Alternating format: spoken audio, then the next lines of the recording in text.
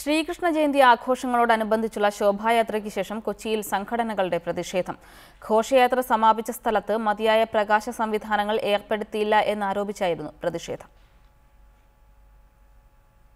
കൊച്ചി നഗരത്തിലെ ശോഭായാത്രകൾ സമാപിച്ച ദർബാർ ഹാൾ ഗ്രൗണ്ടിൽ മതിയായ പ്രകാശ സംവിധാനങ്ങൾ ഏർപ്പെടുത്തിയില്ലെന്നാരോപിച്ചാണ് സംഘപരിവാർ സംഘടനകൾ ജില്ലാ കളക്ടറുടെ ക്യാമ്പ് ഓഫീസിന് മുന്നിൽ കുത്തിയിരിപ്പ് സമരം നടത്തിയത്. ഘോഷയാത്രയിൽ അണിനിരുന്ന വേഷത്തിൽ ഉണ്ണിക്കണ്ണന്മാരും ഗോപികമാരും പ്രതിഷേധത്തിൽ പങ്കെടുത്തു.